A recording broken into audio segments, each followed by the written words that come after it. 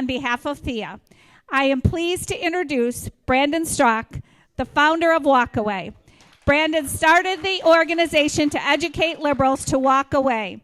He has had some great insight on polls that he'll share, and he also will share what happened to him on January 6th and thereafter, and also what he plans to do between now and the election. So I am pleased to introduce Brandon Straka.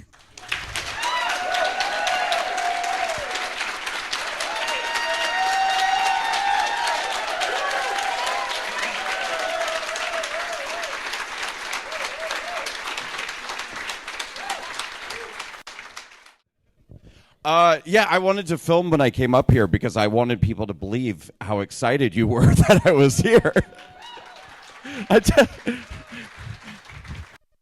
Thank you. I texted my team and I was like, oh my God, these guys are so excited I'm here. This is really cool. I kind of came here like prepared to explain who I was. After January 6th, I had to go completely quiet for like a year and a half, which I'll get into in just a minute. But a lot of things happened in the last 3 years, including during that year and a half. A lot of people became much more interested in politics after Biden began occupying the Oval Office. And because I had to be so quiet, there are a lot of people, it's a good thing, but a lot of people don't yet know about Walkaway, who we are, what we do, that we're around. So I kind of just go into a room and I don't assume people necessarily know who I am, but it's great to be in a room of people who are excited that I'm here.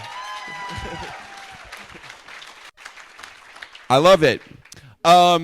So one more thing I wanted to say, and then I'm going to tell you the whole story. I'm going to be coming back to Chicago several times over the summer. We're looking to do some events for the Black community. Yeah. And Chad here, who is a new friend of mine, has had some great suggestions about doing events to reach out to ex-offenders. Because as it turns out here in Illinois, ex-offenders do have the right to vote, and they're a group of people who are being largely ignored.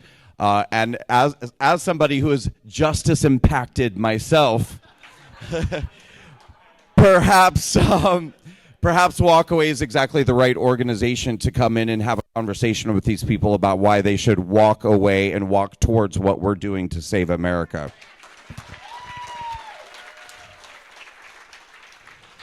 So I'd asked Chad if maybe we could collect some email addresses and stuff, which I think that you guys are going to do. I guess I just wanted to say that now so it's already in your brain, and I'll probably reiterate it at the end of my talk tonight. If you can come out and support, please do. Even if you're not an ex-offender or Black or whatever, it's being there to support and to let people know that we on the right are a big tent party that are open and diverse and supportive, and that we want to extend a hand to these communities that don't feel like they have a place to go. They need to see, faces like yours there to say, we want you here. We want you guys at the table with us. All right. So with that, let's get started. There must be some people here who have no clue who I am. Did you mind raising your hand? It's fine. Why did you come tonight? What the hell brought you out here? What's that? Oh, he heard there was going to be free food. Sorry, sorry to disappoint you. No, okay, so my name is Brandon Straka. I'll kind of tell the first part of the story somewhat quickly. It seems like most people kind of know. What sort of was my foray into the world of politics is I was a lifelong liberal, former Democrat, always voted for the Democratic Party, two-time Obama voter, voted for Hillary Clinton. Hold on. Hold on. I'm used to getting booed. I've never had someone hiss. Someone over here is hissing at me. That's fine. Do what you got to do. It's fine. No. Okay, two-time Obama voter, Hillary Clinton voter in 2016. I was a lifelong liberal, going back to being in high school. I grew up in rural Nebraska, and the messaging that I received early on in my life is that the Democratic Party is the party that cares about marginalized minorities, cares about the working man, cares about the forgotten people. The Republican Party is just the party of greedy, self-interested, straight white people who only care about other greedy, self-interested, straight white people. Now, I was, a young man growing up in Nebraska, knew that I was gay, and so I instantly fell into a liberal camp because I believed in the messaging of Hollywood, the entertainment industry, the music industry, the left-wing media who were sending me these messages. So it never really occurred to me to even consider conservatism. I grew up in a tiny little town. I came from a conservative family. But despite that fact, I had a very negative opinion about Republicans and a very negative opinion about conservatism and what I believed that it was all about. I'm going to flash forward to graduating from high school, moved to New York City, pursuing the life of an artist. I wanted to be a singer. I wanted to be an actor. I wanted to perform. And I wanted to be in Hollywood, and I wanted to be one of those liberals like Robert De Niro, Rosie O'Donnell.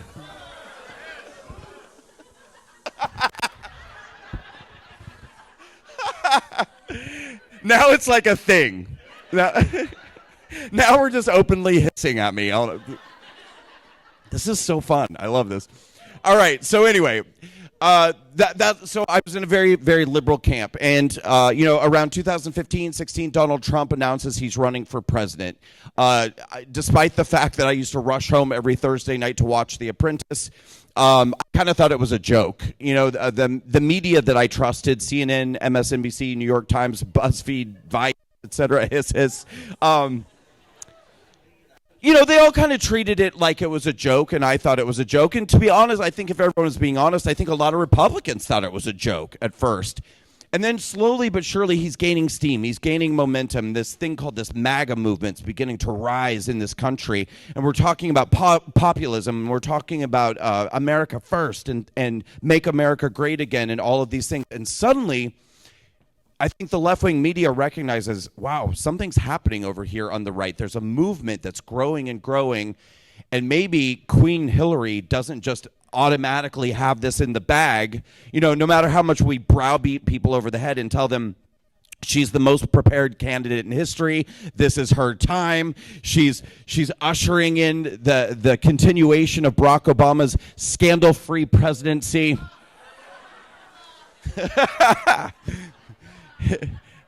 And I bought into all of it. I believed all of it. But I always say I think that the left-wing media put their heads together, and the Democrats, and they said, okay, well, this is getting a little scary. We need to take him out. So what are we going to do? Well, I always say, what triggers liberals more than anything? Social injustice. We have to turn Donald Trump into the biggest racist, bigot, homophobe, second coming of Hitler that's ever run for office in American history, and that's exactly what they did. And so I distinctly remember being at the gym back in 2015, 16, and looking up and seeing, they don't play Fox News at the gym. So looking up at CNN and seeing Donald Trump frozen on the screen, kind of like this, with a giant banner across the bottom that read, Donald Trump mocks disorder. Donald Trump mocks reporters' disability. And I was shocked and horrified. I thought it was the most disgusting, disgraceful, horrifying thing that anybody had ever done who had ever run for office. I thought to myself, surely this is going to be the end of this MAGA nonsense and all of these terrible people. And it didn't work. People kept supporting him. It kept growing. I was like, what is going on?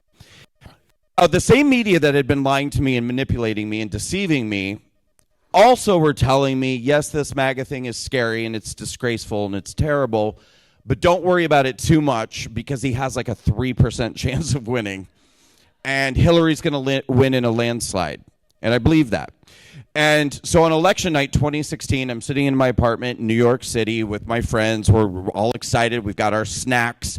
We're we're ready, for the first woman president party, and to celebrate Hillary's victory.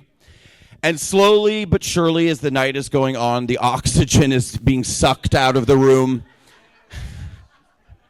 The anxiety is rising, and people are becoming very, very unhappy and scared. And then somewhere around, 10 o'clock, 11 o'clock, everyone left my party upset. They hadn't called the election yet, but it was not looking good. And so everyone was like, I got to go home. I just got to go home. We all just were sort of like, what the hell is happening? And so everybody left. And I stayed up and I watched by myself for about another hour. And then somewhere around midnight, this is East Coast time, New York City. Somewhere around midnight, I couldn't take it anymore because I was an anxiety-ridden mess. So I decided to go to bed. I went to bed. I couldn't sleep. And so every 5 minutes, I was rolling over and refreshing the world's most reliable source, the Huffington Post.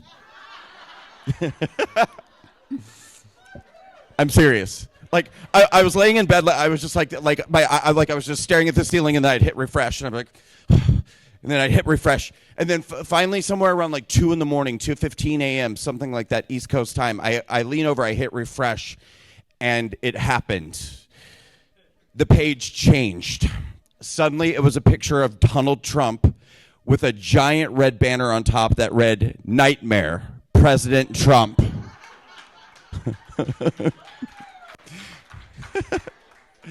And underneath it, it said, "Millions to lose their health insurance, civil rights to be rolled back, ... and other possible headlines from a Trump presidency." That's what it said, other possible headlines. So they literally began predicting the future immediately from the moment he got arrested, and wasted absolutely no time scaring the hell out of people. And it worked brilliantly. I was terrified. I was working at the time as a hairstylist in New York City, and I had to cancel my day the next day. It was very dramatic. I called in and I said, cancel all my appointments. I said, I cannot be anywhere near scissors today. or bleach. And so I did what any kind of calm, rational, clear-headed person would do. I stayed at home all day and got on Facebook and started crying. So I started doing Facebook live videos and just excoriating all of why would you people do this? What the hell is the matter with you people? How could you do this to America? How could you do this to me? What is wrong with you guys? And shockingly, nobody answered me. I don't know why. I don't get it. And so this kind of went on for weeks, and I was feeling really, really, really miserable. And this was supposed to be the short version of the story. I'm sorry. I'll keep it moving. But about 2 months after the election, I got on Facebook and I posted. I was still angry. I posted. I'll never be able to understand. This is January 2017, so he's about to take office at this point. And I said, I'll never be able to understand how you people could be capable of voting for a man who is capable of standing before a cheering crowd and mocking a reporter's disability. Seriously, what the hell is wrong with you guys? And this woman named Diane, a staunch Christian conservative who used to be my babysitter when I was a baby, I've had many battles over the years with her on Facebook. She's just this really sweet woman who's very sort of, but she just pokes the bear. She loves to poke the bear. So she's this really nice lady, but we would have all these fights about politics, and then I would lash out at her, and she would retreat. But she reached out to me privately that day, and she said, "Look, I'm not trying to start something with you. I'm just asking, have you seen this?" And she sent me a link to a video entitled "Debunking that Trump Mocked the Disabled Reporter." For anybody who doesn't know, it's a compilation of footage. There's several versions of these videos that kind of make their way around the internet. But it was a compilation of footage that shows Donald Trump in about 5-6 different circumstances throughout the years, including even before he ran for president, doing that exact same voice and that exact same gesture as he did that day at that rally when he was accused of mocking a reporter's disability. But the commonality in every instance was he's imitating somebody who's flailing because they're caught in a lie, because they've done something shady or dishonest.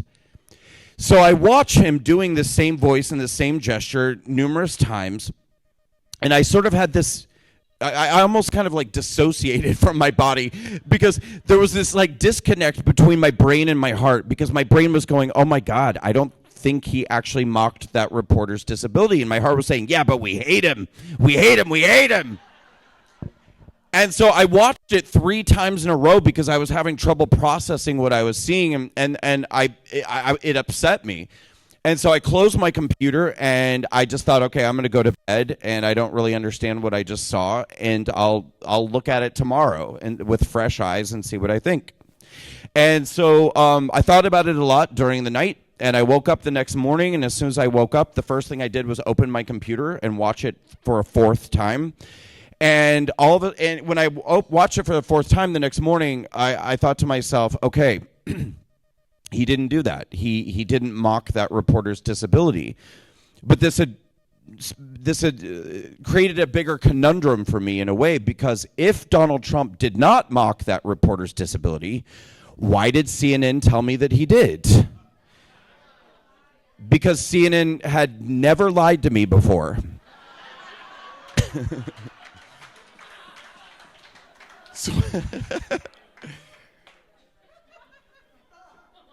So what happened? How did they get this so wrong? And so I took this video and I started sending it to fellow friends, coworkers, fellow liberals, and asking them what they thought of it. And I was instantly met with this wall of hostility and contempt. People were angry at me for even asking the question. And so it became very clear to me I wasn't safe having these conversations. And so but I couldn't let it go. It was bothering me. So I would come home at night after going to work, and I became immersed with watching videos, reading, researching, asking questions. And I kind of went back to the beginning of Trump's campaign and revisited all of those moments. Like, did he actually call all Mexicans rapists? Did he actually advocate for a Muslim ban? Is the border wall racist? You know, all of these different things. And what I found time and time and time again was that if you watch the moment in proper context that the media was spinning a narrative behind, not only was it never what the media said it was, but oftentimes it was the opposite of what the media said it was.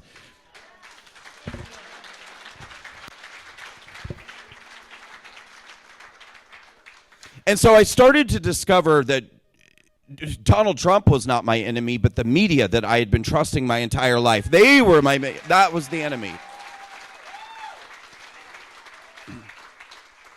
And honestly, I probably might have just had an epiphany and a revelation and changed my mind and quietly gone about my merry way. That might have been my path, if not for the fact that I also realized not only are they lying to me and deceiving me and all of these things, but that specifically, if you are a minority in this country, if you're black or brown or LGBT or an immigrant or a woman, the left-wing media is intentionally delivering every message that they deliver through this filter that you are not safe in this country, that you exist in a system of oppression from which you cannot break free, that the other side of the aisle hates you, that they're out to get you, that you cannot succeed in this country, that you're being held down, that your rights are in danger. And they make people crazy. I mean, the amount of division that the left-wing media has created in this country, and when I began to realize we actually don't need to be at odds with one another. We don't have to hate each other.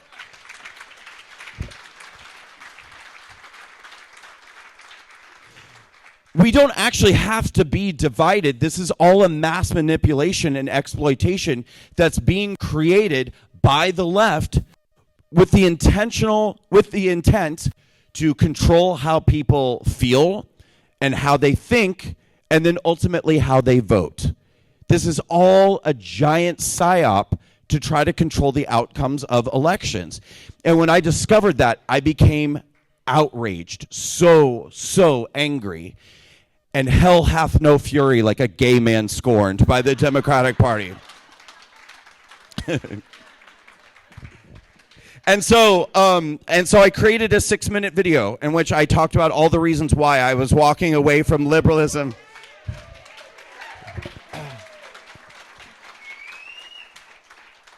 This is supposed to be the short version of the story. I will try to get to the end of this, but I will say, because you seem like the kind of crowd that will enjoy it, I knew that I wanted to deliver the news of what I was discovering. I didn't want to keep it to myself, but I wasn't sure exactly what to do. And I don't tell this story that often, but I will. I was out jogging one day, and this stuff was just on my mind constantly, because it's like, once you begin to realize that almost everything that you believed in your entire life was a lie, and that the causes that you were supported were not real and not true, mind-blowing. And you start to lose all of your friends, because you can't even have these conversations with the people you've been friends with, because they start to turn on you. So you're having like the most earth-shaking experience of your life, and you have no one to talk to about it as you go through it. And so I was out jogging one day and thinking about all of this, and I swear to you, I felt like I'd been struck by lightning. And I heard, like, in my head, I heard the words, "Once upon a time, I was a liberal." And I kind of just ran home. And I was like, yeah, that's it, that's good. And so I kind of ran home, and I just sat down and I wrote out everything. I just said, the Democrats do this, the left does this, the liberal media does this, they're doing this. And I sat down, I looked at it, and I was like, this is really good. This is like really, really good. And so I shot that 6-minute video, and I put it out in May 26th of 2018. And I knew that I could not possibly be the only person who was feeling this way, that if I was having this experience, there must be other people too who are losing their friends, their family, their job opportunities, simply because they're starting to realize that they've been deceived and manipulated their entire lives. So I put the video out on May 26th of 2018, and at the same time, I created a Facebook group called #WalkAwayCampaign. And I encouraged anyone else who was feeling the same way to create their own videos or share their own stories with us about why they too were walking away from the deceptive and exploitative and manipulative political left, the left-wing media, the Democratic Party. And over the course of the next 2.5 years, our group grew to over 511,000 people who joined our movement.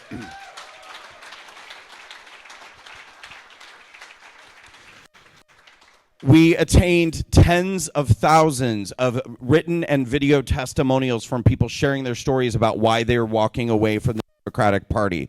And from almost day one, May of 2018, we're learning a lot of this now, almost 6 years later. Raise your hand if you know who Matt Taibbi is. Oh, wow. Good job, you guys. That's great. That's wonderful.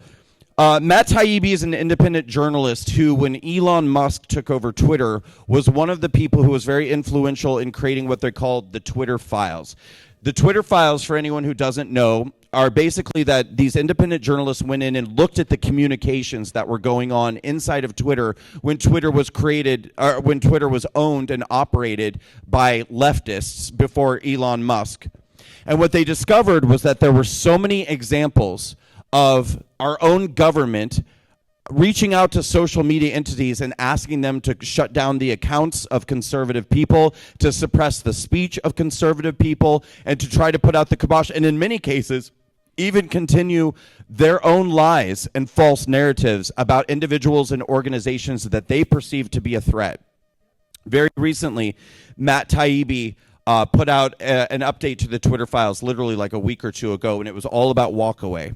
And so what we learned just within the last few weeks, and I'm still wrapping my head around it, I'm not even prepared tonight to give you a proper summarization of it, but essentially from almost day one when I launched Walkaway Campaign, various actors within our own government, one is a woman named Suzanne Spalding, who was the undersecretary for the Department of Homeland Security.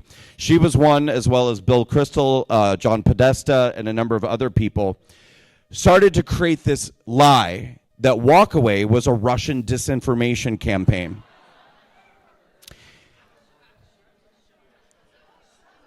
And then they used the lie that they created to reach out to Facebook and reach out to Twitter and ask them to investigate the hashtag walkaway campaign. And in some circumstances, ask them to suppress it, remove it, ban it, censor it, whatever they could do to suppress it, saying that this is a threat to our national security, that this walkaway hashtag is being used by Russia to influence our elections. I'm just some little gay hairdresser who was living in Harlem, who was like trying to start a Facebook group. You know, I had no idea at the time that any of this was going on. And I was just loving the fact that people were like, my video was resonating with people. The campaign was resonating with people. We were doing so well. Within the first 5 weeks, I was asked on Tucker Carlson and Laura Ingraham and Judge Janine and Mark Levin. Sat down for an hour with Mark Levin. I mean, it was that first 2.5 years were bliss. I mean, absolute bliss. And yes, I was being attacked by the left and I was being made fun of and called names and all these different things. But I didn't care because I was like, this is so awesome. All of these people are waking up and thinking for themselves and walking away and joining this movement and finding a home in our community. And so that brings us to the end of 2020. As we're approaching the 2020 election. And when the election of 2020 happened, I immediately felt that something was wrong. It didn't make sense to me, what we were seeing. I think that there were such a wide number of abnormalities and anomalies and bizarre happenings and happenstance that I just thought, I have a voice in this movement. And I take that very seriously. I take very seriously that there are hundreds of thousands of people who follow me on social media that have come out to support my events, support my organization, and those people need me. And so I began traveling to swing states like Michigan, Georgia. I went to Washington, D.C. I went to Pennsylvania. And I was a part of rallies that we called Stop the Steal.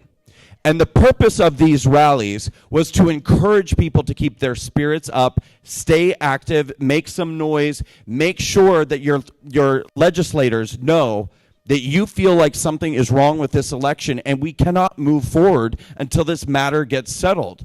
Now, I have always believed, and I think that most of you probably believe, look, if we had a proper and adequate forensic audit of the vote, and that forensic audit proved definitively that 83 million people came out to vote for Joe Biden, who are all American citizens, who are alive, and real people who really live in the state where they are voting, fine. I believe that knowledge is power. If 83 million qualified voters came out to vote for Joe Biden, I want to know that because that will help me plan better for next time so I can look and see, wow, we really dropped the ball in 2020. We screwed up big time. So what can we do better next time? I want to know that. But we were never given the opportunity to find out. We were told to shut up, go home, be quiet, and accept the results of this election without asking any questions. That's not how I roll. And so I went to these swing states and I was doing these rallies. And because of that, I was asked to be a speaker at a permitted event on Capitol grounds on January 6th of 2021. The plan was always that President Trump was going to speak at the Ellipse. There would be a march from the Ellipse. I'm having trouble saying that. March from the Ellipse to the Capitol. And that when we got to the Capitol, there would be a second event on Capitol grounds where dozens of people, including myself, were scheduled to speak. I sat there in the front row. I had a great seat. I sat there in the front row, heard and saw with my own eyes and ears Donald Trump say to walk peacefully and patriotically to the Capitol so that we could... so that our voices could be heard. Made perfect sense to me. That's what I was always told was the plan. So we left the Ellipse, and I had hired security that day. I don't know how many people were there, but I can tell you there were hundreds of thousands of people in Washington, D.C. that day. I don't know if it was 500,000, 700, a million. I don't know, but I can tell you there were hundreds of thousands of people there. And the security that I had hired told me, you can't do the march because you'll never get there on time, which really upset me because I love to do marches. It's like my favorite thing. And but they said, no, you'll miss the entire speaking engagement. You have to take public transportation. Fine. So we went underground and got on the DC Metro. And as my security and I were approaching the stop to go to the Capitol, I began getting text messages from family, co-workers, my employees, people around the country who were watching television, and the news was telling them that people were going inside the building. I started getting messages from people, something's going on at the Capitol. We're hearing on the news people are going inside the building. I thought, that sounds interesting. So we got out of the stop, and it was about an 18-minute walk from the stop to the Capitol. So I'm on my way, and I'm continuing to get more messages, and I thought to myself, okay, whatever it is that's going on that I'm being texted about, I know enough at this point to know that I don't believe the news. I don't believe the media. So once again, I have a very large following. I have the capability to film this with my own camera, from my own vantage point, and share it on social media, whatever it is that's happening. So I'm approaching the Capitol from the east side. Now, this is very relevant because the footage that most people have seen ad nauseum from January 6th, it's like 2 minutes of footage that they played on a loop 945,000 times of people pushing down barricades and struggling with police officers and some people breaking windows. Those things were happening on the west side of the building. If you've never been to the United States Capitol before, it's huge. I mean, it would probably take anywhere from 20 to 30 minutes to walk from the east side over to the west side. Anybody who was on the east side and only on the east side would have no way of knowing what was happening on the other side of the building. So I'm walking up the sidewalk, and I begin shooting my video. And I shot one long continuous video for about 10 minutes. I'm walking up the east side sidewalk, and in my video, so I'm going to say this several times as I'm describing, because you don't even have to take my word for it. You can literally watch my video and see for yourself. In my video, what you'll notice, first thing, is that there are 0 police officers on the east side of the building. I don't mean 5, I don't mean 10, I mean 0. Not one police officer on the east side of the building. The next thing you'll notice when you look at my video is that there are thousands of people scattered all over the east side. And you'll notice that they're very, very calm. They're clustered in groups of 10 and 5 and 12 and standing in circles, talking, laughing, smoking cigarettes. You see a couple people ride by on bicycles, a woman pushing her baby in a baby stroller, several elderly people just walking around with their flags, doing their thing. This is what you're seeing on the east side of the building. You see nobody agitated, upset, charging, violent, aggressive, none of it. So then the next thing you'll notice when you look at my video is that as I walk up the east side sidewalk, at the very end, and this is perfect, the sidewalk is probably about the size of this stage. It's huge, very, very, very wide. So in my video, you'll see that there's bike rack over here, and this is all lawn, grass, bike rack going the full length, and on the other side, there's bike rack over here, going the full length of the lawn. The sidewalk is completely open. As a matter of fact, the bike rack is actually opened this way and doubled over this way so that people can literally just walk up. So I continue walking forward, and on the other side of that open sidewalk are thousands of people. And the thousands of people are standing, completely covering the steps of the Capitol on the east side. Now, none of them are facing toward the building. None of them are trying to get into the building. They're all facing away from the building. They're holding signs. They're singing songs. There's a woman with a karaoke machine in my video singing songs. But at the top of the stairs on the east side, in my video, you'll see one man at the top of the stairs, and he's shouting down with his hands cupped over his mouth like this. And he's saying, "They've opened the doors. They're letting us in. We're going inside. We're going inside." And at that moment, no, it wasn't Ray Epps. It wasn't. And as a matter of fact, I'm willing to believe it was just a Trump supporter who was standing there when, in fact, they opened the doors and he believed that they were letting people in. And so I walked up to the top of the stairs, and sure enough, the two large Columbus doors on the east side of the Capitol were both wide open.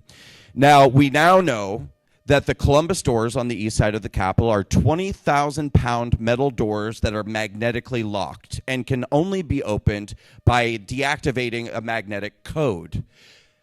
We, to this day, don't know who deactivated the code, but somebody did, and the magnetization was deactivated and the doors were opened. I guess the J6 committee was not interested in finding out who did that. But the doors were opened, and when I got to the top of the stairs, they were both wide open. There was a crowd of several hundred people at the top of the stairs. Some of them were trying to shove their way in. The majority of people, like myself, were standing there shooting a video.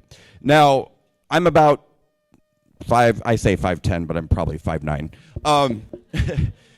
And there were hundreds of people between myself and the open doors, which were about 35 feet away. Many of these people were taller than me. Many of them were holding flags on poles that were hanging down in my face. So I took my video, my camera like this, and I held it like this, fully above my head, and I pointed it down toward the open doors so that my camera could capture what my eyes could not see. After I stood outside for about 8 minutes, filming, a man came out of the building, got on a bullhorn, and shouted, "They've cleared Congress. Everyone left the building. Move out, move out." I immediately turned around and went the opposite direction, and I even told the people behind me, they're saying to move out. Go this way, go this way. And I walked down the stairs, and I continued. I stayed on the grounds of the Capitol for probably about another 35 to 40 minutes. I shot 13 more videos, interviewing people. What did you see? Why are you here? What brought you to D.C.? That kind of thing. And then I started getting messages from various media contacts asking, "Are you there? Are you seeing anything? Can you come on our shows tonight?" I was being messaged by the Tucker Carlson Show, by Newsmax, by OAN. And I was like, yeah, I'm here. I've got footage. I can come on tonight. And they said, "Great. Well, please stand by and be prepared to come on." So I decided to leave the Capitol grounds, go back to my hotel room, shower, get dressed, just in case I was going to be going on television to talk about my experience at the Capitol. And I thought to myself, wouldn't it be a good idea if I took the footage that I just shot and uploaded it to Twitter so that my audience already sees it and people are talking about it? So if I go on TV, people will already be familiar with my footage and what I saw. What a great idea. So I uploaded the footage that I had just shot to Twitter, went back to my hotel, got back to my hotel, and I got a message from the Tucker Carlson Show saying, "We're not going to have you on tonight. The story is changing." And I thought, what does that mean? The story is changing. So I turned on my TV, and for the first time that day, this would have been about 5 p.m., for the first time that day, I began to see the footage of what had happened on the west side of the building. And I was shocked when I saw it because it was nothing like my experience on the east side. And it was confusing. I couldn't tell if what I was looking at was live footage of something that broke out after I left or what it was. I wasn't concerned in the slightest that I had done something wrong. What I was concerned about was that whatever was happening that I was seeing on TV, that my own followers might believe that I was there and I was a part of it. And I thought, I don't even understand what's happening. I better get all the facts before this gets any bigger. So I deleted my video. But it had already lived on Twitter for about 2 hours at that point. And that was long enough for it to be copied by left-wing Twitter trolls who then began reposting it every day over and over again and tagging the FBI and telling the FBI that I was a part of the insurrection, encouraging the insurrection, that they needed to come and talk to me and investigate me. This went on for about 2.5 weeks. people kept reaching out to me over the next 2.5 weeks after January 6th and saying, are you scared? Are you concerned? I said, well, I'm not like super comfortable, but I'm not scared because I didn't do anything. I really don't have anything to be scared about. And for a minute, I even considered just going to the FBI and being like, do you guys want to talk to me? Because I know you're getting tagged like 900 times a day about me. Like I'm here if you want to have a conversation. But ultimately, I just thought this is so stupid. And 2.5 weeks had passed. So I thought, if they were interested, they'd come knock on my door and have a conversation or call me or what have you. So imagine my surprise on the morning of Monday, January 25th, 2.5 weeks after January 6th, when I was awakened at dawn to a team of FBI agents in tactical gear who stormed my apartment, got me out of bed, put me in handcuffs, and told me that they were taking me to jail because I was facing multiple felony charges for what I had done on January 6th. I reflexively responded, felonies? I said, I didn't even commit any crimes. And the lead agent said to me, oh, I saw your video. I saw what you did. Like, this is bad. And I'm sitting there going, what the hell did I do? Now, okay, here's the other thing. I had never watched my own video, my hand to God. I shot it that day on January 6th. I was on my way back to my hotel. I uploaded it to Twitter. They told me I wasn't going on any of the shows. Okay, I deleted. I never looked at it. Never once. I had never seen my own video.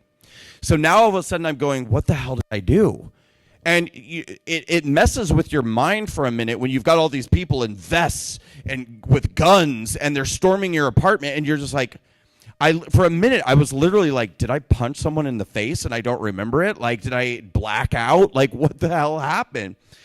So a team of agents is in my apartment stripping it of my computers, my iPad, my phones, my hard drives, my thumb drives, my camera equipment, my clothing, taking my things and putting them in bags and sealing them and labeling them, while two other agents cuff my hands behind my back, take me downstairs, put me in a black car, and take me to jail. When I got to jail, which is, if we had another hour, I would tell you all about that. But suffice it to say, harrowing, awful, terrible experience. Now, I only spent 2.5 days in jail, and I want to be clear about this. I'm not one of those people who was extradited to Washington, D.C., who sat in the gulag for 2 or 3 years. That was not my experience. What I will say, and I would never in a million years try to compare what I went through to what they are going through, but I will say it's one of the worst things you can ever experience to be locked in a cell and they tell you that you're going to be in 23-hour lockdown, and the only thing that you know is that the United States government is charging you with multiple felonies in conjunction with what you did on January 6th, which in those 2.5 weeks had already been referred to multiple times as acts of domestic terrorism, an insurrection against the United States government, and an attempt to overthrow the government. So I literally sat in that cell for 23 hours a day for 2.5 days, believing that I was being charged with treason, terrorism, that I was literally probably going to spend the rest of my life behind bars. And I kept waiting for them to open the door and say, come with us, you're headed to D.C. But 2.5 days later, the door opened. Somebody opened the door and told me that I had an attorney phone call. My team, the walkaway team, had found me an attorney while I was in jail. This attorney had gotten me a virtual hearing with a judge. And so later that day, I was taken out of my cell, brought to another cell, where I sat down in front of a computer screen that lit up. And suddenly I found myself... Is this still working? Can you hear me okay? Okay. And suddenly I found myself in front of a judge on a screen, and a United States prosecutor and my attorney, who I was meeting for the first time. And I was in an orange jumpsuit. I hadn't showered in days. My hair was dirty. I felt disgusting. I was exhausted. But through all of this, although it was deeply, deeply scary and very, very alarming, I didn't cry. I just thought to myself, let's just wait and see what's... I don't know what's going to happen. I don't know what I'm being charged with. I don't know what's going on, but let's just wait and see what's going to happen next. But when the hearing began and the judge said to me, this is the case of the United States of America versus Brandon Straka, I broke down in tears. Tears started streaming down my face. I thought to myself, I'm Brandon Straka. I'm the guy who spent the last 2.5 years traveling this country back and forth probably 150 times, talking to the black community, talking to the Hispanic community, talking to LGBT people, talking to everyone I possibly could to try to bring more freedom, more choice, more opportunity, more of the American dream to everybody, to try to say to people, we actually don't have to hate each other. We don't have to be divided. You don't have to be a Democrat. If you want to be a Democrat, be a Democrat. It's your life. I don't care. But please just know that you have a choice. We can be united in this country. We can have civil discourse. It doesn't have to be this way. And now my country is opposing me in federal criminal court, trying to put me away on multiple felony charges. Of course, I broke down in tears. The judge did order my release that day, thank God. And I was released after midnight, very unceremoniously thrown out into the street. That's kind of how they do it. For anyone who's never gone to jail. Anyone gone to jail? Good for you, honey. Yeah. I got your back. And be sure to come to our convict event that we're doing next month. Yeah, no, they kind of just prop open the side door and push you out, and that's basically it. And so anyway, I left, and the next morning I finally had the opportunity to meet with my attorney in person. And that's when I began to realize what I was being accused of. So my attorney said to me, they're charging you so far with 2 felony charges and a misdemeanor. He said felony number 1 is occupying, sorry, I can't even say it without laughing, occupying restricted grounds. So it's a felony trespassing on the grounds of the Capitol. Now, again, never in a million years would I try to compare what I went through to other people who have gotten multiple years in federal prison. But I can tell you that the vast majority of people who actually went into the Capitol, including people who went into the Capitol through a broken window, were given misdemeanors of occupying a restricted building. I was being given a felony for being outside on the grounds. The second felony, impeding law enforcement in the line of duty. And I said to my attorney, there were no cops on the east side. Like, what are they talking about? And my attorney said, well, actually, in your video that you shot like this, there's a moment where one officer comes out of the Capitol. This happens about 30 feet in front of me. One officer comes out of the Capitol for about 45 seconds. And he's carrying his plastic shield above his head like a surfboard as he's like walking through the crowd. And somebody gets the bright idea to grab his shield out of his hand. And the group of people near this officer pass the shield around for about 15, 20 seconds, and then they give it back to him. And while that's happening, several people in the crowd can be heard shouting, take it, take the shield, take the shield. Well, the FBI says that's you. That's your voice shouting to encourage the crowd to take this shield, and they're charging you with a felony for allegedly saying the words, take it, while someone else took a shield from an officer and gave it back to him. The third charge is a misdemeanor, disorderly conduct with an intent to disrupt a hearing before Congress. And so I looked at my attorney and I was like, what do we do? And he said to me, well, we have several choices. He said, we can fight this all the way to the end. And he was very honest with me from the very beginning. He said, you're going to be going before a D.C. judge and a D.C. jury. He said, this is a district that voted 93% against Donald Trump. They hate Donald Trump and they hate his supporters. This is going to be the jury of your peers. He said it's going to cost at least $250,000 to go to trial. And he said, in all likelihood, you're going to lose. And he said to me, he said, but I've already been on the phone with the prosecutors in D.C. today. I asked them if they would be willing to drop the felony charges if you pled guilty to a misdemeanor. They said to me, we would be open to having that conversation, and it might behoove you to know that we have not yet charged him with felony obstruction of an official proceeding. We are charging many of the January 6th defendants with this, and the prosecutor actually said this is a felony charge that carries up to 20 years in prison. We're giving it to a lot of the J6ers. We haven't given it to Brandon yet. So the writing was clearly on the wall to me. If I make the decision to try to defend myself in trial, which is supposed to be my right as an American, they're going to slap on additional felony charges, including this obstruction of an official proceeding, which is right now, as we speak, being determined by the Supreme Court, whether the Department of Justice acted in good faith by applying this charge. It may be reversed literally any day, like today, tomorrow, this week. Yeah, and in all likelihood, it should be, and it very well might be. But it was very clear to me that what my options were. And as I've said many, many times, this was not a situation in life where I asked myself, how do I win and how do I lose? I asked myself, how do I lose the least? There was no winning. I was not going to win. No chance.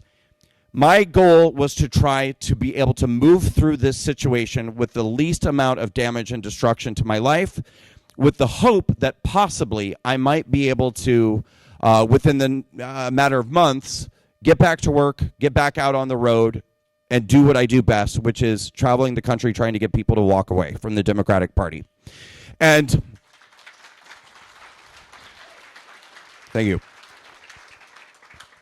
So almost immediately, the lies began from the Department of Justice. They said if he takes a misdemeanor plea deal, we'll have his case resolved in 60 to 90 days.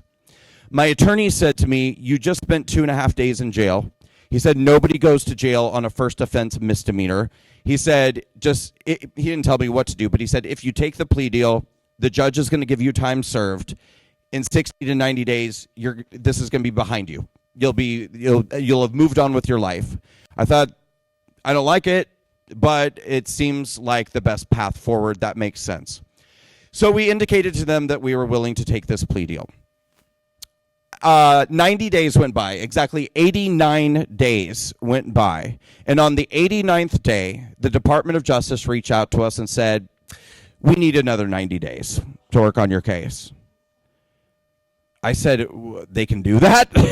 And my attorney said, oh, yeah, they can do that. They can do that as many times as they want to do that.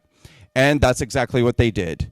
Every 89th day, they continued my case 5 times, so that my case ended up going on for over a year. Now, during this time, I had 2 attorneys working on my case, and they had both told me, now remember, there was a time when I thought this was going to be resolved in 2 months. My attorneys had told me, you're a big fish to them. There's a reason why they're doing this to you. We need you to disappear. My attorney kept saying, I want you completely out of sight, out of mind. He said to me, stay off of social media. Stay out of the news media. No walkaway events. No fundraisers. I don't want you making the news. I don't want you posting. Just disappear. And that's exactly what I did. And so for the first 3 months, I disappeared. And then I disappeared another 3 months, and another 3 months, and another 3 months, and another 3 months. Until finally I had been completely gone out of the public consciousness for an entire year. Now in October of that year, 10 months after I was arrested, we finally got to my plea hearing, where I have to go before a federal judge and plead guilty to disorderly conduct with an intent to disrupt a hearing before Congress. When the government presented us with my plea deal, the actual written copy of my plea deal, which was just days before the plea hearing, I thought that I was like pleading guilty to this misdemeanor and basically being like, okay, I stood outside of the building and I was disorderly. Sure, fine. What I didn't know is that the government includes what's called the statement of offense. And the statement of offense is the confession that the government writes for you that you have to sign. And so in this confession, it talked about how I believed that I encouraged other people to believe that the election had been stolen, that I went to the Capitol that day with an intent to disrupt Congress because I was there to agitate the crowd. They said that I stood outside of the building shouting for people to go inside the building, and that I witnessed the crowd taking a shield from an officer and shouted, take it, to encourage the crowd to take the shield from an officer. I said to my attorney, I don't want to sign this. And he said, I will go back to them and ask them to remove some of these things. So he did.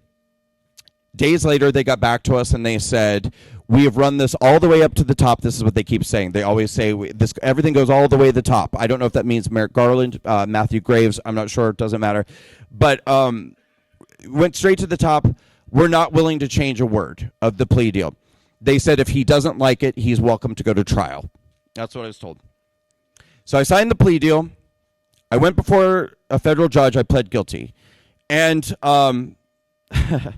then, because I pled guilty and because I admitted that I had encouraged the crowd to take a shield from an officer, days later, I got a knock at my door.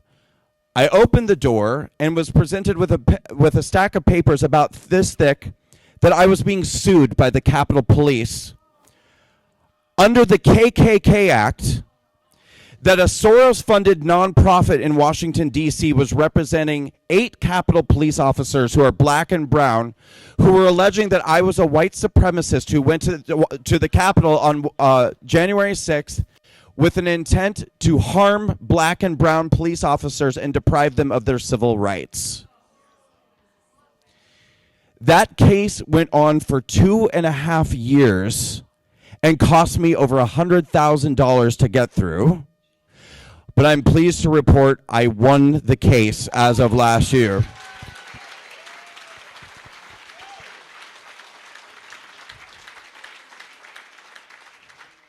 And that those lying scumbag Capitol Police officers never got a dime from me in that case.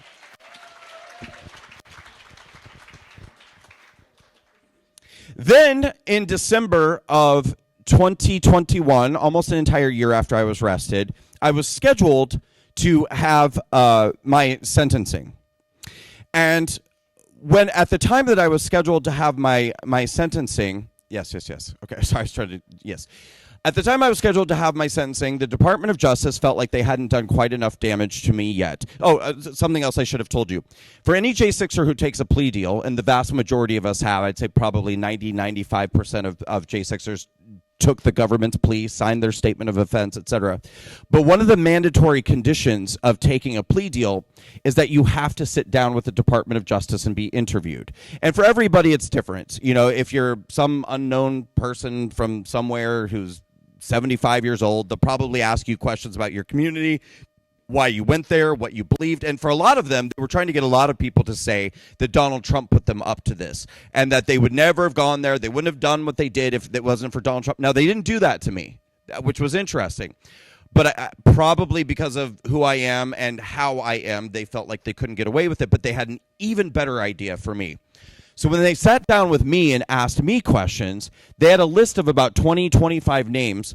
And the majority of these people were all high-profile conservative activists.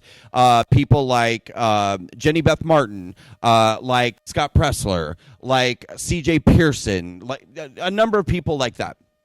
And the questions were bizarre. They would ask me things like, who is C.J. Pearson? He's a conservative influencer. Is he more of an activist or more of an influencer? He's kind of both. Are you friends with CJ or are you just acquaintances with CJ? I would say that I'm friends with CJ. We've done a number of events together. Okay, great. Move on to the next person. They did this to me with about 25 different people. And when it was over, I turned to my attorney after it was over and I said, that was so weird. Like, they didn't ask anything important or relevant. Like, they weren't like, tell us who put you up to it or, tell us who was behind January 6th. It was literally questions like that. And I remember my attorney just said, just be grateful. It was easy. Like, no big deal. Great. What I didn't know at the time was that I was being set up. Because what happened next is that the D.C. courts accidentally leaked my sealed documents to NBC, the Huffington Post, CNN, And what the document said was, Strzok sat down and provided information about all of these people in exchange for having his felony charges dropped. And so when the stories began to circulate that I was an FBI informant who had snitched on anybody and everybody to save my own skin, then I got subpoenaed by the January 6th committee to come in and testify about everything I knew about January 6th.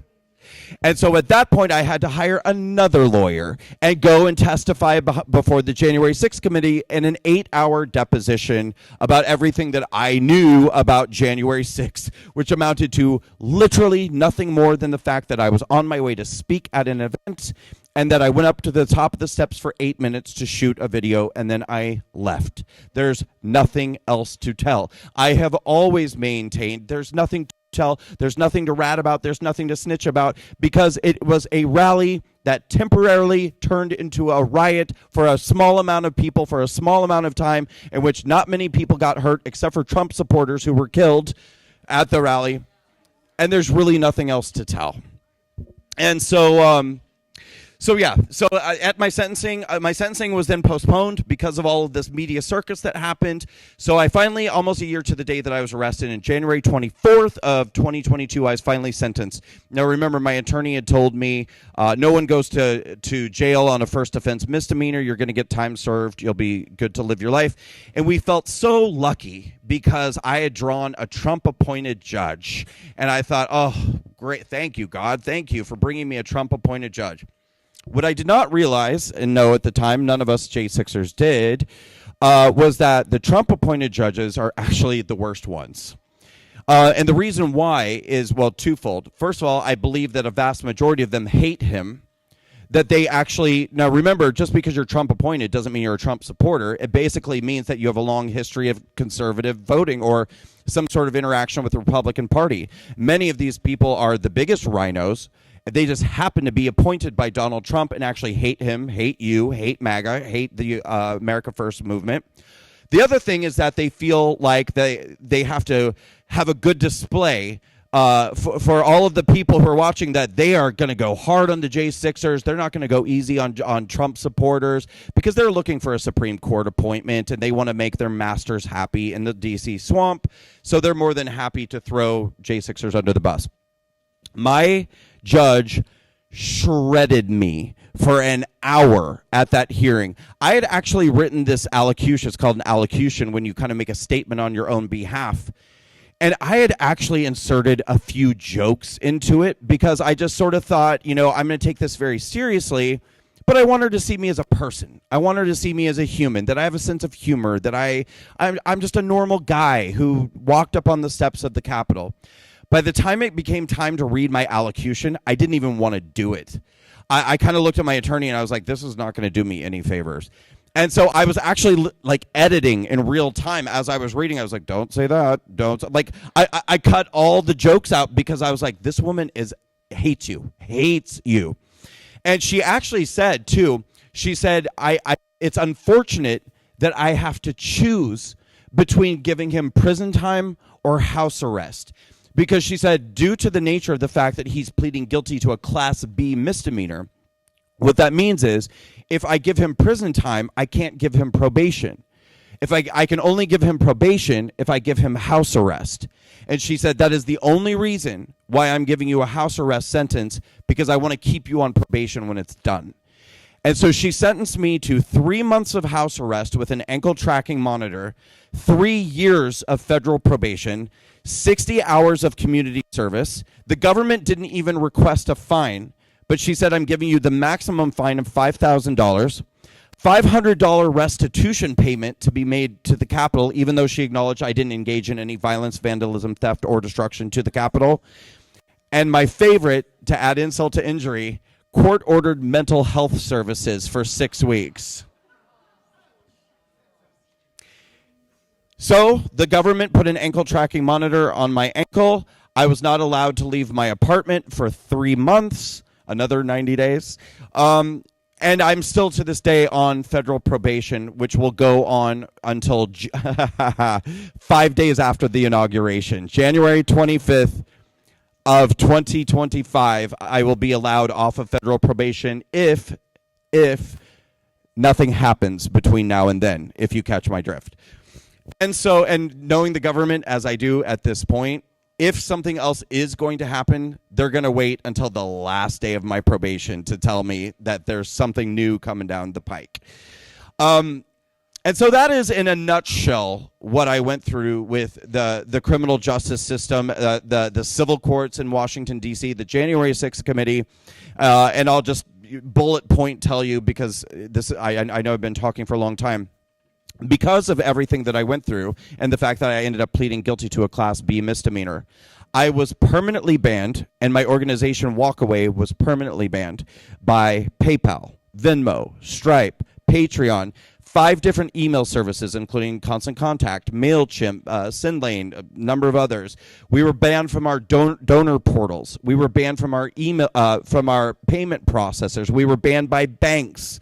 I was put on a terrorism watch list, which made it so that when I went to the airport, I had to go through hours of security screening. I had a designation called Quad S, which means that it takes about 2 hours to be able to get on an airplane, because you have to go through so much secondary screening, and that you have air marshals accompanying you on every flight that you're on.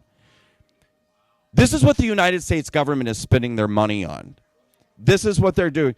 And by the way, I apologize if any of you get murdered by a terrorist, because they're too busy following me to actually be searching for real terrorists in this country.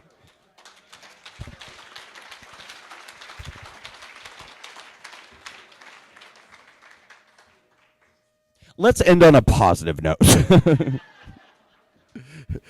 My group Walkaway campaign, 2 days after January 6th, was banned by Facebook. We had grown to over half a million people, 511,000 people. Facebook banned it. We lost in an instant all of the stories, all of the videos, all of the community, everything that we had worked for years to build. And my team and I, after being banned by PayPal, Venmo, Stripe, all of these things, social media, we really, and Google my name now if you dare. MAGA terrorist encourage people to storm the building and steal shields from officers. MAGA terrorist turns in everybody to save his skin. You can't even find stories about Walkaway now if you Google my name. It's insane. But we had a decision to make. Are we going to recover from this? Can we recover from this? Can we even survive this? What do you do? And we made the decision that the answer is yes. I am not going to allow these people to write the end of my story. I won't do it.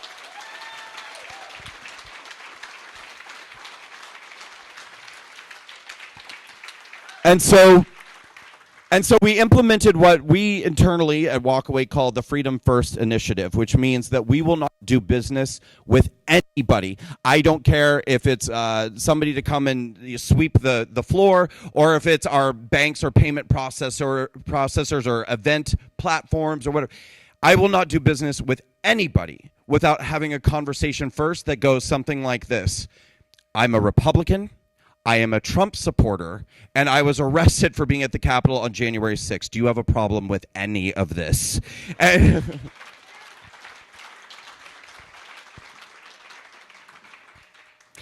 you can always tell, because liberals are crafty, they're sneaky, they're evil, they're horrible. But they can. You can always tell a conservative is like, no, I don't, sir. And I'm like, okay, great. You're the guy I'm going to do business with. Perfect.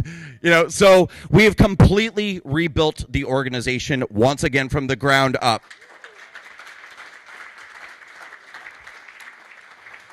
We once again have email services. We once again have payment processors. We have banks. We have donor portals. We have event platforms. We have a new Facebook group. You might be like, why the hell would you go back to Facebook? Why would you do that?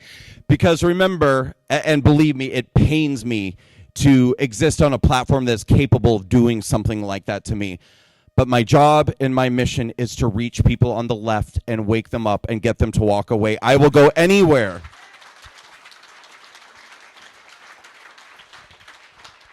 I will go anywhere where the left is so that I can find people. This weekend, my team and I'm flying to New York tomorrow. I don't know if you guys heard. AOC, Bernie Sanders, Jamal Bowman, they're doing a big rally in the Bronx. Walkaway is going to be there to counter-protest the entire thing. Yep. Oh, it gets better. It gets better. I actually commissioned one of those billboard trucks that plays videos and sound. We're going to the rally and we're playing walkaway videos at the rally.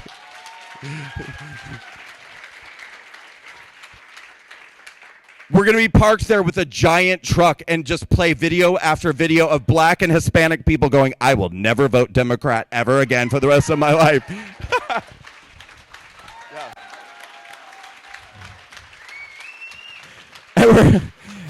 And we're also passing out brochures. We're passing out and encouraging people. I mean, we're not just there to troll. We're really there to do outreach and we've got this kind of what do you call that when you have an audience hostage? What's that called?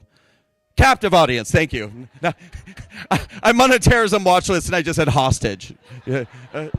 Yeah. Captive audience. It's a great opportunity to reach people and spread our message and spread our mission. So the point of all of this is, I'm not giving up. I'm going to continue to fight. I'm going to continue to move forward. I'm very excited to announce to all of you, for those of you who loved my original walkaway video from 6 years ago, about 2 weeks ago, I shot the sequel to that video, and I'm currently editing it. I was going to put it out right away. We're still working on it. It's going to take a little more time, but then I realized, I hate to say this, but it's true. We're about to see a very, very crazy month of July. They're about to sentence Donald Trump on 34 felony charges. I don't think I even have to explain to you what the implication of that is and what that means. I disagree with most of the cable news talking heads who say, oh, they wouldn't dream of putting him in prison. Are you kidding? They would put him in prison in a heartbeat. They will do it. And if they don't do it, it will only be because they got polling intel that told them that it will hurt their chances in the election if they do. That will be the only reason. So I'm going to wait until we have the results from that sentencing, and then I am going to drop a nuclear bomb on the internet.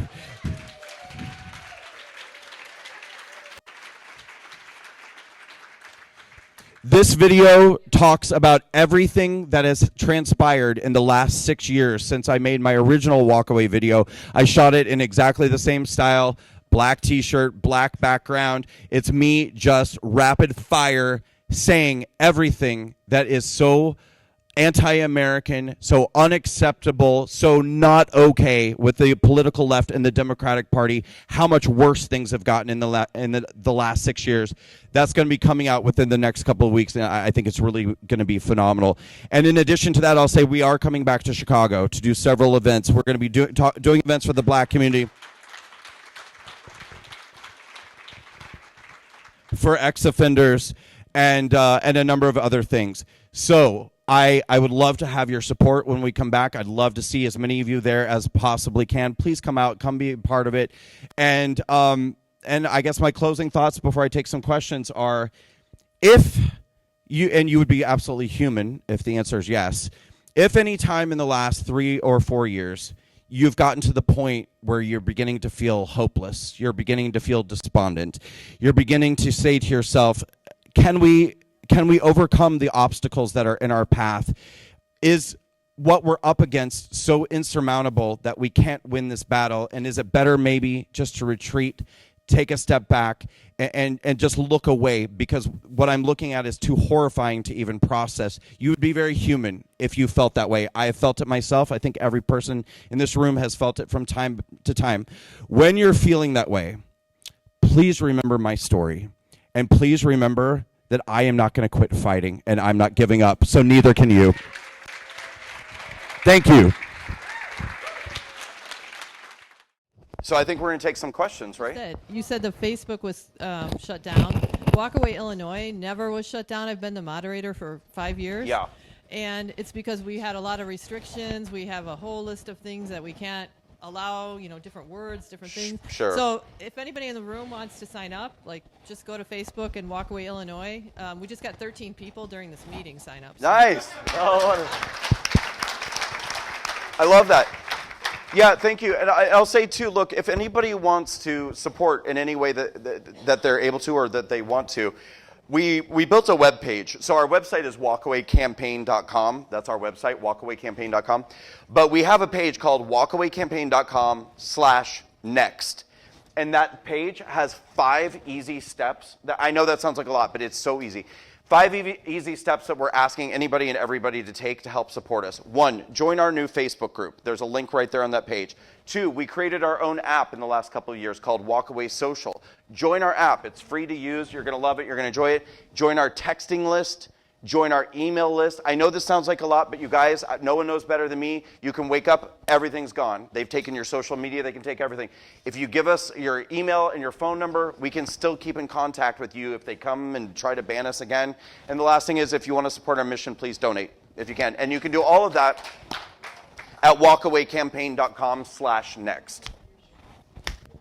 Got 3 quick questions. Yes, sir. First 2 are for the audience. Last one's for you.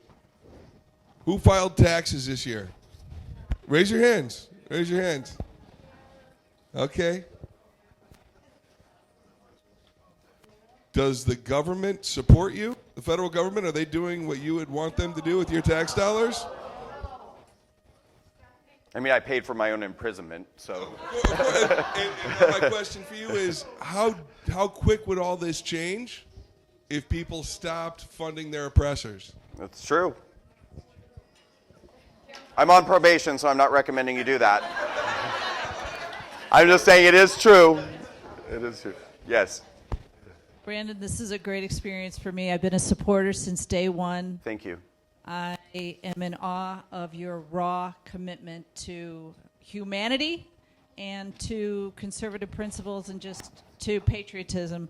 But, my question is kind of, why does the Republican Party just send people like you to those swing districts, like consistently for the past 4 years?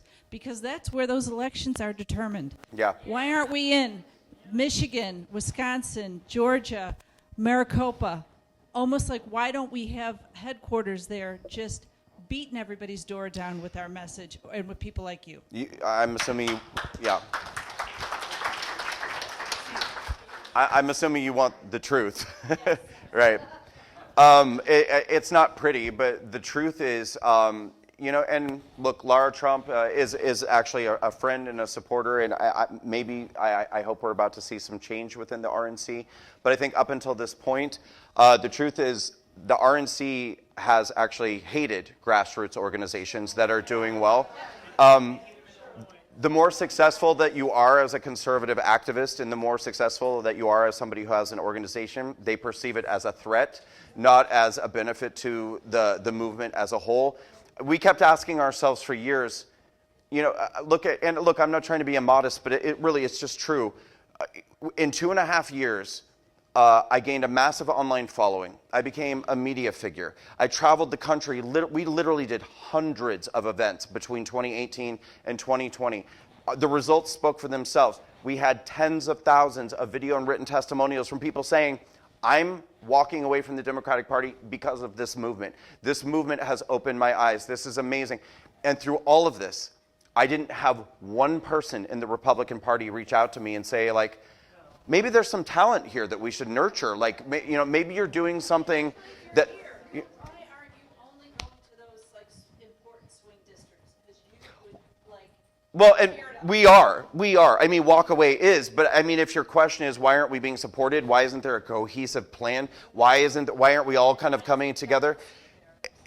Right. Well, so the disappointing and sad truth of the situation is that we don't work well together as a conservative movement. It's a very ego-driven thing. It's very personality-driven. And if you do well, and I mean, honest to God, like I'm not like an idiot. Like I was very purposeful in every decision that I made and everything that I did, but I was naive to believe that I would be appreciated across the board for my efforts, because the truth is, a lot of people watched my ascent, which was very fast. It was very rapid. I kind of got shot out of a cannon, and people said, well, who the hell is he? I've been doing this for 5 years. I've been doing this for 10 years. Wait a minute, why he gets to go on TV? Wait, why are people, And then it became this like, how do we sabotage? How do we sabotage Walkaway? How do we try to make this stuff? I mean, I've said before, and it's the truth. I mean, we've done events all over the country. We've had Antifa show up. We've had BLM show up. We've whatever. The worst sabotage I've ever received is from the right, hands down. Hands down. Some of the biggest influencers, biggest organizations, whatever, they're saying, well, but if that's a threat to my donor base, that's a threat to my ability to do media appearances on Fox News and whatever. How do we take this down? That is the mentality of people in this movement, and it's very sad because I think that there's a little blame to go around all across the board because I have talked to tens of thousands of people over the years. And I always say, if you can speak out, speak out. Like, get out there, use your voice, push back, do whatever. But if you can't, I get it. If you can't speak out, then you have to give. You have to give to those who are, even if it's $1 a month, if it's $5 a month. And guess what? The majority of people don't. They get so inspired when they hear me speak and they'll line up to take pictures and, oh my God, you're amazing. And oh my God, you're amazing. And then we go home and we're like, 3 people signed up to give, $2 a month, and so the point is, the other people who are out doing this work, they know that. They know how hard it is to get people to support what you're doing. So they don't want to help you when you're doing well because they're like, I have to work so hard to get my own donations and keep my own lights on. I'm not going to help you succeed. It's an ugly, ugly dynamic. But I think if everybody was giving and everyone was getting involved, we wouldn't see this. But that's a big part of it. Sorry, I know that was very honest, but it's... I just want to mention that's what you're seeing here in Illinois. If any of you are following the news right now, this is what's happening here in Illinois. And those of us that are grassroots, which Thea is, we are totally the same as you are and experiencing the same thing. And if you look at what's happening in the Republican Party, they are trying to suppress all of us. But we are now making a difference. And Dean White, who is our national committeeman that we supported, it's all we're hoping to start changing. So I hope you watch what's happening here in Illinois. So glad to hear that. Do you ever feel like you're being followed by the government? Do I feel like I'm being followed? Yes, but I mean, honestly, I think that we all are. I think some of us are probably being followed more than others. But they're absolutely surveilling everything that every one of you is saying on social media. There's no doubt about it. They're getting involved in your conversations covertly. They're pretending to be people online, and they're actively trying to make people say things that would instigate some sort of disruption or a riot or an incident. I'm sure a lot of people are familiar with what happened in Michigan with what a lot of people called the Fed-napping plot, where federal agents basically coerced a bunch of Trump supporters into making some stupid comments about wanting to kidnap Gretchen Whitmer and things like that, and they went and arrested them and took them to prison. So they're following everybody. And yes, they're certainly tracking what I'm doing, but look, what are our choices, right? Like, I could sit here and list 1,000 reasons for you to just live a quiet life, live on a farm, don't get on the internet, don't speak out, don't fight. But I'm never going to do that because again, America's worth fighting for, freedom is worth fighting for, and you know what?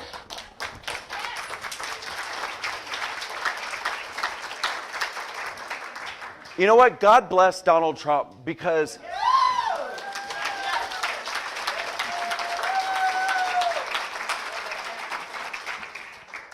Because that dude went to trial, just got found guilty on 34 felonies, which is just so ridiculous. And then we don't even know what's going to happen in these other trials. But I know he means it when he says, I may be going to prison, and if I am, that's what I'm going to do. I loved it when he said, I told my attorneys, I forbid you to go in there and beg for me to not go to prison. I forbid it. Because he said, if I have to go to prison, I'm going to go to prison, and I'll do it for everybody. And I mean, honestly, if I had had that example before what I went through, I'm not saying I would have made a different choice. I probably still would have thought, like, what do I need to do for my life? What do I need to whatever? But I can tell you, there were no examples of how to, like, handle a situation like this. But I think when you have someone like Donald Trump, who probably is going to go to prison, and he's just like, this is what these people are doing, and I'm going to just, I whatever happens, happens, but I am not going to bow down. I'm not going to. And I think we all need to adopt that attitude a little bit at this point. Like, we all have to be willing to take whatever comes our way in the pursuit of standing up for ourselves and standing up for this country.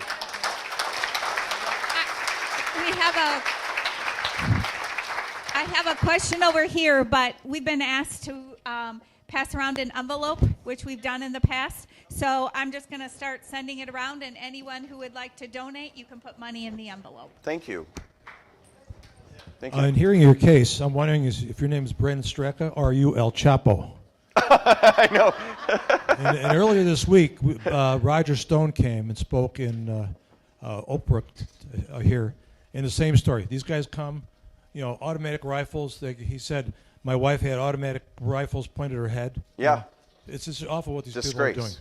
And also here in Illinois, some of the rhinos are actually gone because this week a few people have been voted out, so hopefully we're going to have some fresh changes and onward and offward, man, because we got to change things. You're so right. A lot of conservative people don't want to work together. And like Reagan says, if you're 80% of my political friend, we're allies. Because, for example, a lot of conservative people don't like gay folks. Now, I'm more open-minded. I'm a libertarian when it comes to socialism. It's your life, do what you want to do. Just don't, hurt people, make it, don't do Right. it illegally. But this is the object we have to overcome. We've got to be able to work together and unite. And you're exactly right. Absolutely. Thank you. If you guys, as many as possible, are able to stick around for a few minutes before everyone goes, I'd love to try to get everyone together and do a walk-away chant to make a video. So, because I see people like running to the door, like, don't leave yet. Don't leave yet. Yeah. Sorry.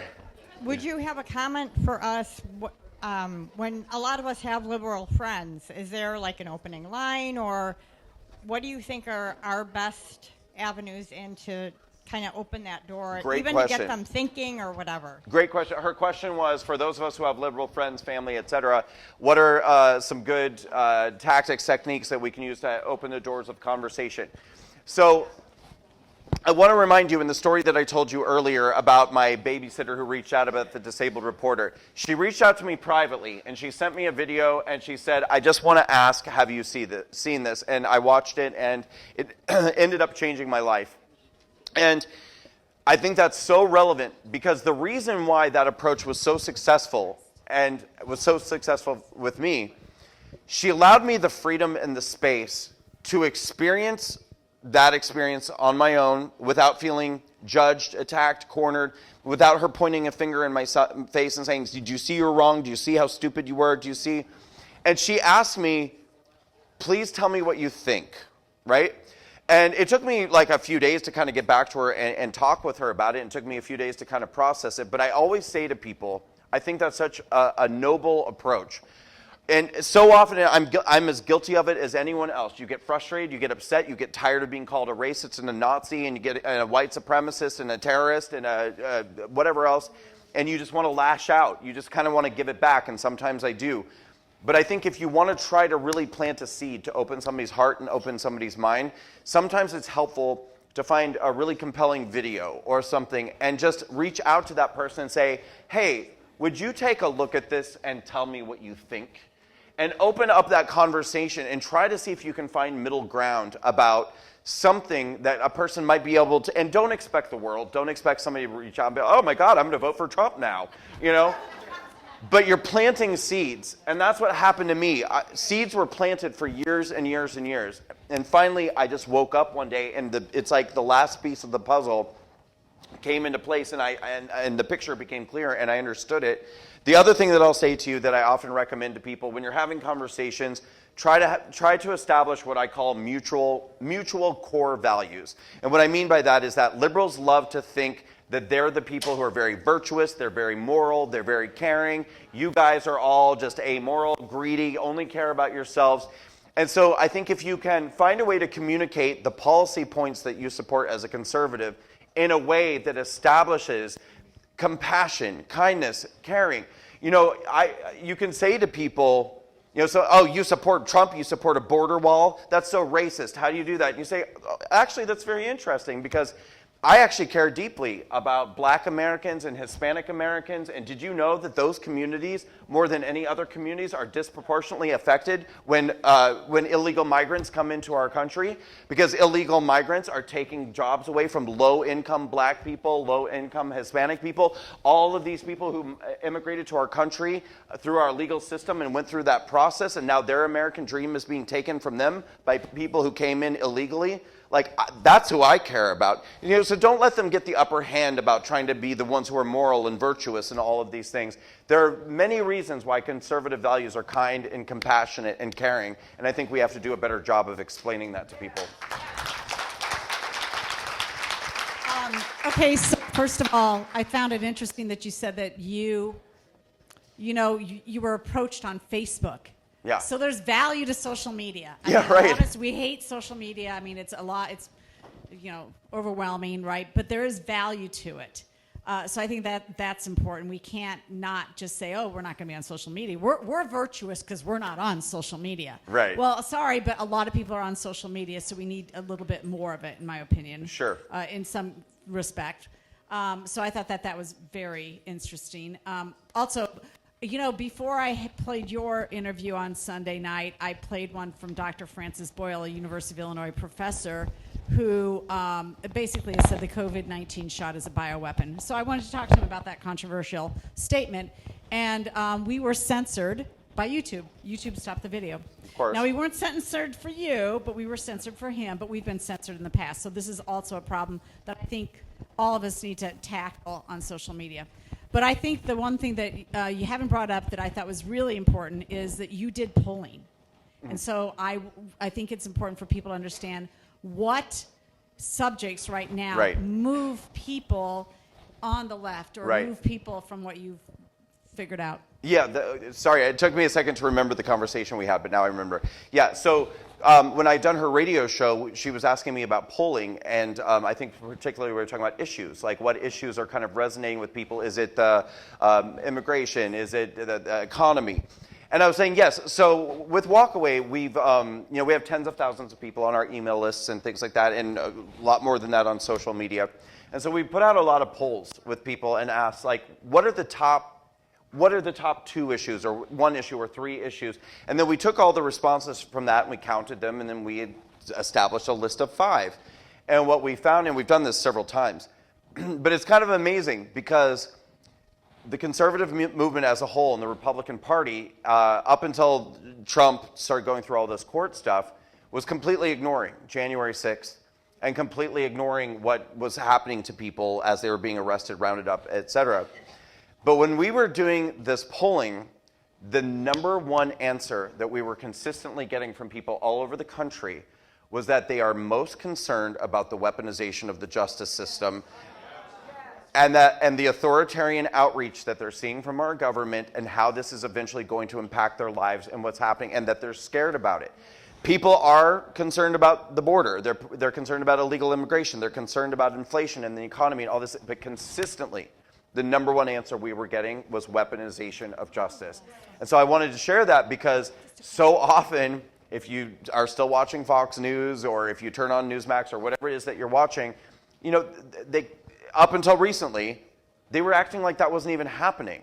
According to our recent polls, the number one issue is economy, inflation, immigration, stuff. And I'm like, that's not true. You're literally blatantly ignoring the thing that's scaring people the most. And so, yeah, that was the number one answer that we've consistently got. People are very afraid of the authoritarian overreach that's coming from the Democratic Party. This will be our last question, and then maybe you can direct people how you think the best way to get the picture. Yeah. Brandon, thank you very much for being here. You are a great American hero. Thank you. Thank you. Thank you. Kind of an awkward question, but I have to ask you after all that you've been through, and I know for some of the older folks in here, you might understand my question a little better simply for the age. Would you say that it appears as though this country is turning into the Russia that we were warned about decades ago? And if you think that we're going to be able to turn the tide. Thank you. Well, yeah, two-part question. He said the Russia that we were warned about, and then can we turn the tide? So I wouldn't be doing what I'm doing if I felt like the situation was hopeless. Honestly, I just wouldn't do it. This work is, like I said, the first 2.5 years were bliss, but the last 3.5 years have been torture. It's not fun, really, anymore, other than getting to meet people like you and stuff. I wouldn't do this if I didn't believe that there was hope, if I didn't believe that we are a nation that is redeemable, that we can turn this around. I don't think Donald Trump would be putting himself, he doesn't need this. He doesn't need any of this. But I don't think he would do it if he didn't believe that there can be salvation and that there can be redemption. To answer your first question, 100%. And I keep saying to people, because it's almost like people, maybe they're in denial and they can't even accept that the enemy is already here, that the war has already begun, but it has, and we're there. And, I say to people, we talk a lot about like China. And what would it be like to live in a communist society and under that type of regime and dictatorship? And people talk about Chinese credit scores.